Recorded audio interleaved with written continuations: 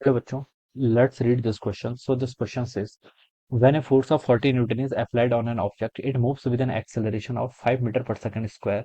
Then calculate the mass of the body. आपको बताना है, यहाँ पर बॉडी के यहाँ पर मास बताना है, ठीक है. तो चलिए बच्चों, इस क्वेश्चन का की कॉन्सेप्ट आप क्या लिख सकते हैं. The key concept of this question, आपको मास ऑफ द बॉडी बताना है. आपका फोर्स का मैग्नीट्यूड गिवन कर रखा है और एक्सेलेरेशन ही बता रखा है, ठीक है. तो आपको मास बताना है. तो देखिए बच्चों, इस क्वेश्चन का की कॉन्सेप्ट आप फोर्स लिख सकते हैं. क्या लिख सकते हैं? फोर्स, ठीक है.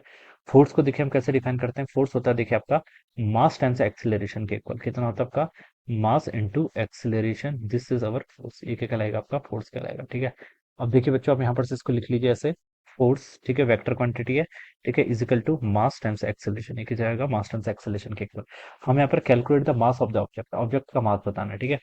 तो देखिए, अब बस अब यहाँ पर वैल्यूज पुट कर लीजिए. फोर्स आपको गिवन है कितना? 40 न्यूटन के इक्वल, ठीक है. मास आपको बताना है, एक्सेलरेशन का मैग्नीट्यूड कितना है? 5 मीटर पर सेकंड स्क्वायर के इक्वल, ठीक है. तो यहाँ से आपका मास हो जाएगा, देखिए 40/5. कितना हो जाएगा आपका? 40/5, ठीक है. कितना आता है आपका? 8 के इक्वल आता है. 8 kg के इक्वल. मास की यूनिट क्या होती है आपकी? ये न्यूटन एसआई सिस्टम है, एक्सेलरेशन भी आपका एसआई सिस्टम है, मीटर पर सेकंड स्क्वायर. तो मास भी आपका केजी के इक्वल है, 8 kg के इक्वल हो जाएगा. This would be the answer of this question. Okay, so I hope you all understood this concept. All the best and thank you so much.